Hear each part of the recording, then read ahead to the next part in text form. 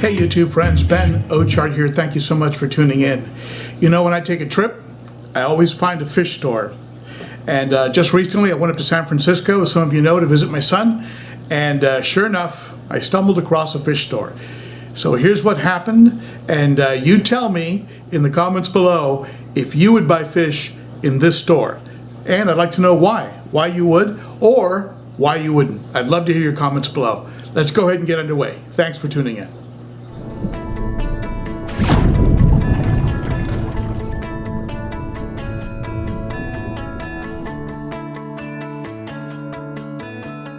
Richmond in the San Francisco area. It's called the Richmond district. And of course, it's Aquarium and Flowers, which doesn't surprise me here in San Francisco. Let's go inside and see what they got. So yes, in fact, it is a flower shop on the very front end. And what came first, the fish or the flowers? I'm not really sure, but it is a genuine flower shop that you walk through to get to the fish store. In this case, the 6th Avenue Aquarium, and as far as I know, it's been here for over 35 years. And when you walk in, you're greeted with a tank full of goldfish, and these are just your fancy goldfish. And then to the left, you run into some shelled, you get some crabs and some turtles. And the first thing that hits you when you walk in is the size of the enclosures. They're very, very small, and so being a fish keeper, the fish keeper that I am, I was a bit alarmed or put off by the size of the enclosures, but I got more into that with the owner as I went along and found out that he had some interesting ways of filtering. Normal racks of betta that you'll see in stores, a wide variety. Some looked good, some didn't look that good, in all honesty. But the small enclosures that held a large number of fish were surprisingly in good shape. And the fish looked in pretty good shape as well. I didn't see a lot of fish that were struggling or that looked sick or in need of medication or hospitalization or quarantine rather. And you can see here just the amount of fish that are in relatively small enclosures. Some are slightly larger, like this one here with the knife fish and some bala sharks. The water quality seems okay, and the fish do seem, they do seem pretty healthy. I mean, here's a red-eyed discus, again in a very small enclosure, very expensive fish. And here's some arowana in an enclosure that most would consider way too small for fish of this type. But I've got a feeling that he has a very high turnover in this store. Fish don't last that long. And he has a very interesting philosophy. This freshwater snake or eel is very interesting. A very nice selection of puffers. Very cute little guys. Again, they seemed in decent shape.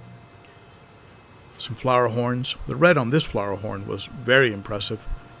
He kept trying to face off with the one in the enclosure next to him, as most flower horns will do. Very territorial. He had a very impressive selection of saltwater fish, and they were just beautiful and very colorful. And each one of these enclosures had above it some of the fish already bagged up and ready to go, and customers were coming in and picking up bags, looking at the fish, and walking out with bags already, fish that were already bagged. That was quite an eel there that you just saw. Plants were, I would say, above average.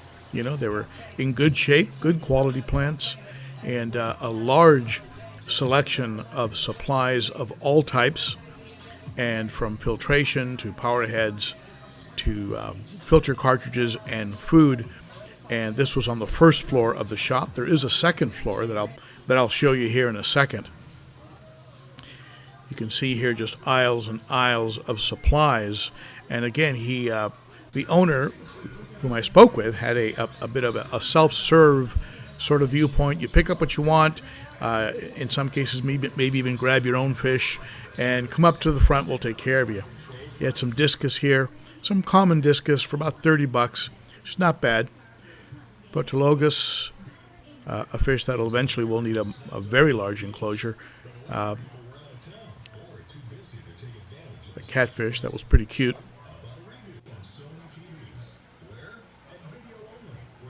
Another puffer for about $10. We're up on the second floor now. And again, there's rows and rows of these small enclosures that you can, if I understood him correctly, you can go ahead and just dip in and bag or call over one of the assistants. But there really wasn't anyone really around. I think it really is self-serve. And a lot of supplies. Some cichlids, some Venusis, you see here, 2 for $10. Some compressor seps, also 2 for $10. How's the market for a compressor seps? I mean, look at these guys. I mean, they look pretty healthy. They look in pretty good shape. And a lot of aeration going on. And the slots in the aquariums, there's about 10,000 gallons circulating through all of the freshwater systems. I wouldn't hesitate to take some of these home and put them in a quarantine tank if I was in the market for one. Pretty active. I don't see any clamp fins or any signs of disease. Some Asian-themed decorations, along with a lot of the other stuff that you'll see in most fish stores, as well as rocks. Decent selection of tanks on the second floor, which was interesting. He had some pretty good-sized tanks and stands. The stands and tank combinations. That's my son back there with a red channel hoodie on.